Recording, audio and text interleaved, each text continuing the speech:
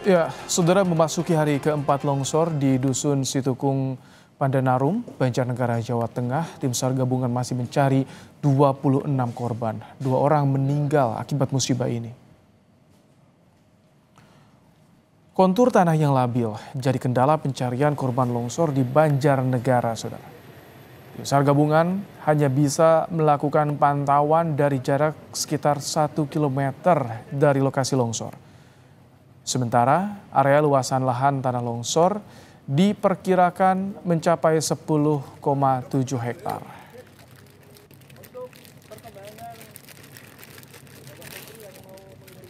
Geologi menyampaikan bahwa masih adanya pergerakan tanah dan masih ada kemungkinan longsoran susulan, sehingga kondisi tanah masih rentan dan masih belum stabil. Masih membahayakan tim SAR yang akan melaksanakan pencarian, sehingga kami batasi personil yang akan melakukan evakuasi ataupun penyisiran di area lokasi longsor tersebut. Korban ataupun warga yang masih belum ditemukan masih ada 26 orang. Untuk mengetahui perkembangan pencarian korban dan juga bagaimana peta mitigasi bencana alam di wilayah Jawa bagian selatan terutama yang baru kemarin longsor Cilacap dan Banjarnegara.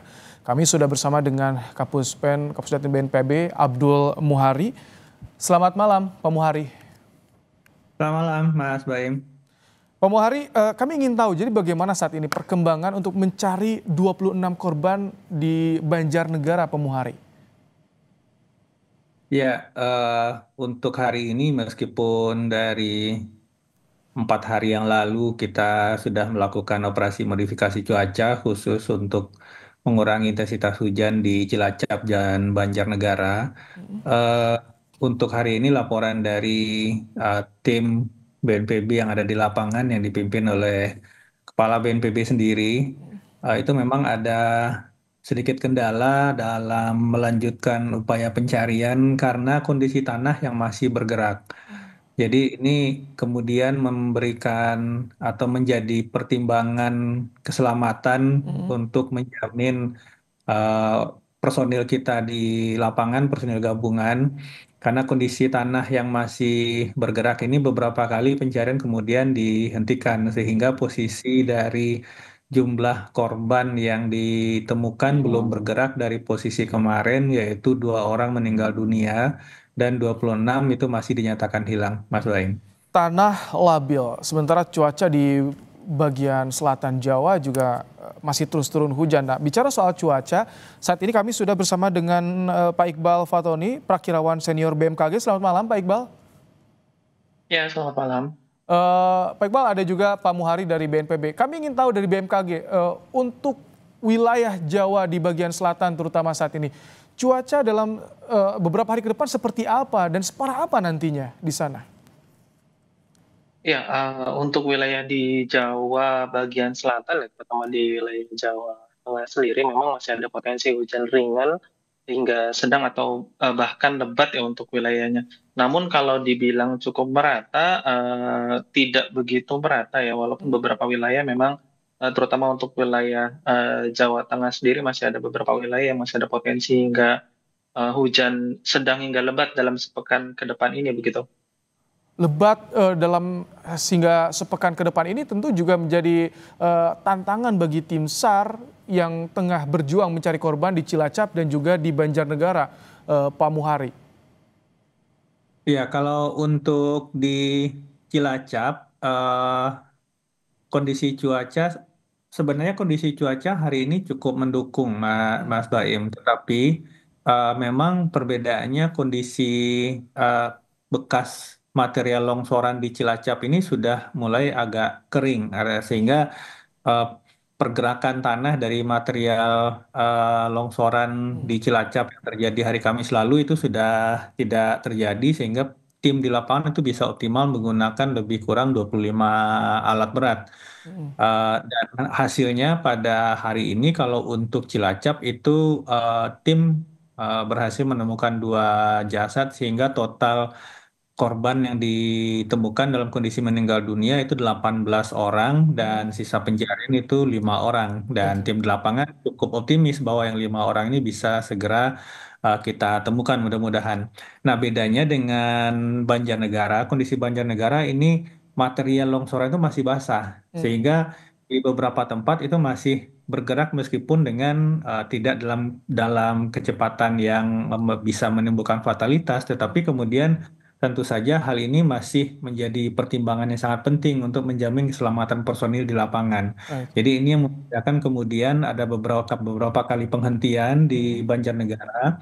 Sedangkan untuk Cilacap ini bisa kondisi cuaca yang agak kering meskipun ada turun hujan gerimis beberapa kali itu bisa dikebut, bisa dikejar, bisa dioptimalkan upaya pencarian di titik-titik yang sudah ditentukan, Mas Oke. Baim. Eh, Pak Iqbal, kalau dari analisis sementara BMKG ini dua bencana yang berdekatan di dua wilayah yang juga berdekatan, Banjarnegara dan juga Cilacap.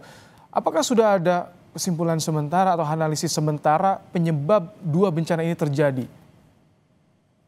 Ya, untuk cuaca terkait tanah longsor ya di wilayah tersebut memang dari tanggal 10 hingga 11 November terjadi hujan dengan intensitas yang bisa dibilang kategori lebat di atas 50, yaitu dengan nilai 98,4 maupun di 68 milimeter per hari pada saat itu tanggal 10 tanggal 11.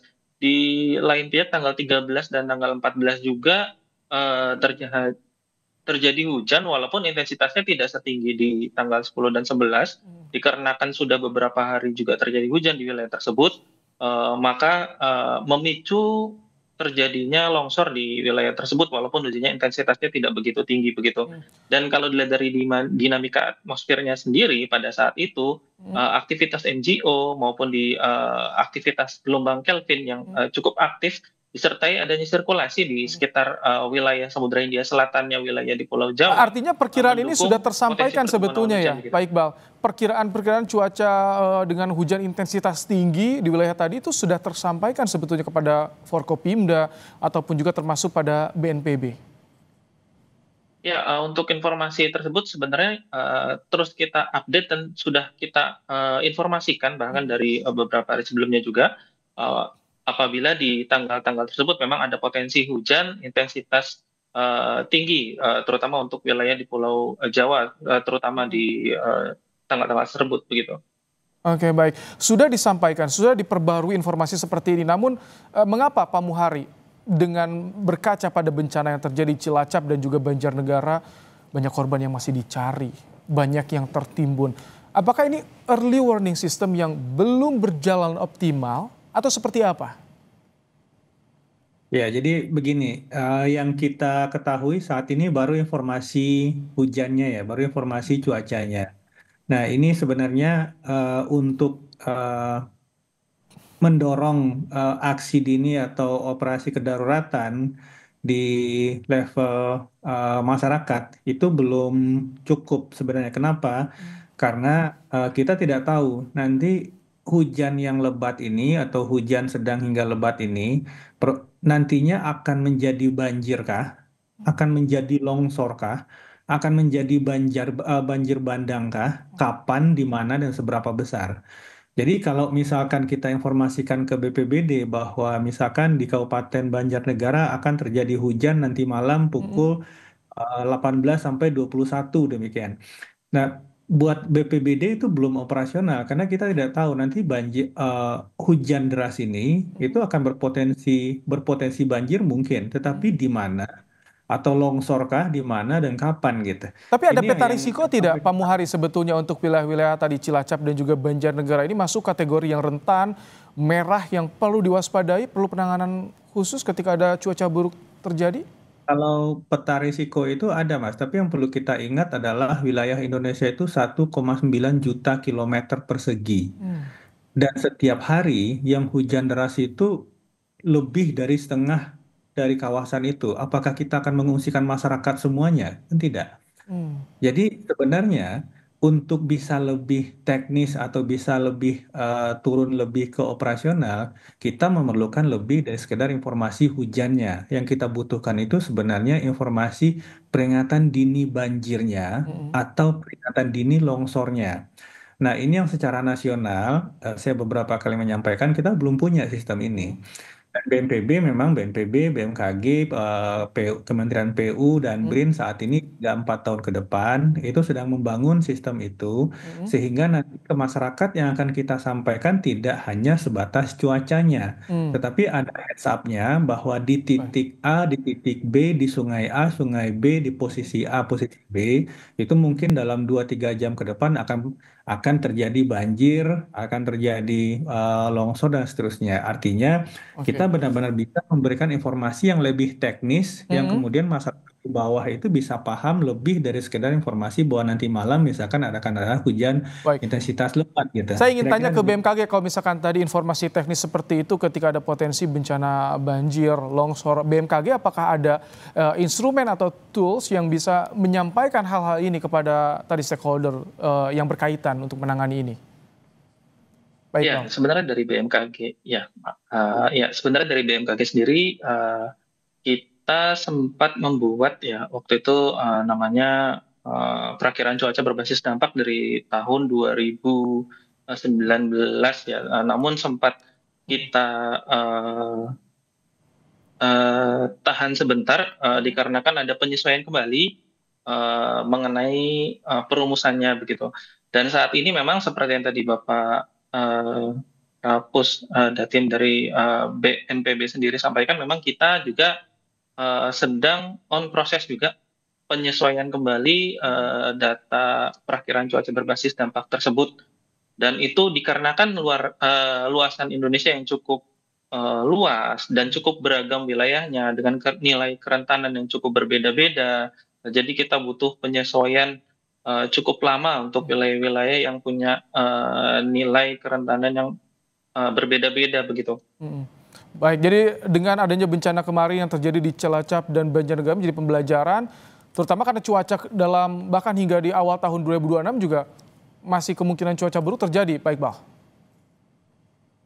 Ya, untuk potensi cuaca buruk sendiri memang dikarenakan sudah memasuki musim hujan ya di bulan November hingga Desember, terutama cukup meratanya kemungkinan nanti di bulan Desember, bahkan puncak musim hujan juga diperkirakan di awal Januari maupun di Februari, Mm. masih perlu diwaspadai potensi-potensi hujan dengan intensitas tinggi yang masih mungkin terjadi di wilayah Indonesia begitu. Baik, Pemuhari terakhir dari BNPB, imbauan kepada pemerintah daerah terutama yang daerahnya ini rawan dan juga masyarakat yang tinggal di daerah rawan.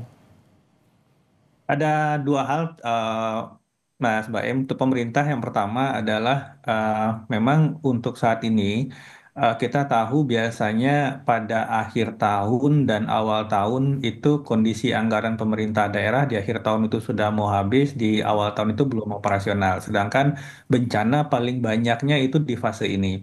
Nah, BNPB mendorong pemerintah daerah untuk segera menetapkan status siaga darurat bagi daerah-daerah yang memang dalam tanda kutip frekuensi kejadian banjir dan longsornya itu setiap tahun. Oke. Ini akan membuka ruang bagi pemerintah pusat khususnya BNPB untuk Mm. bisa mengintervensi personil, alat, perangkat, sarana, dan anggaran. Sehingga kami benar-benar bisa masuk dari sebelum terjadinya bencana. Jadi artinya Mm. apakah pemerintah daerah memerlukan dukungan anggaran dan personil misalkan untuk melakukan pengerukan alur sungai, pendalaman alur sungai, kita tahu ini selalu bermasalah di daerah. Apakah daerah membutuhkan dukungan pompa-pompa untuk bisa mencegah terjadinya genangan seperti yang terjadi di Semarang 2 minggu yang lalu? Misalkan itu bisa kita Baik. lakukan. Sama daerah menetapkan status siaga darurat ini yang kita dorong di daerah, Mas Baik. Baim. Terima kasih Pak Abdul Muhari, Kapus Datin BNPB dan juga Pak Iqbal Fatoni, Prakirawan Senior BMKG telah bergabung di program Kompas Malam hari ini.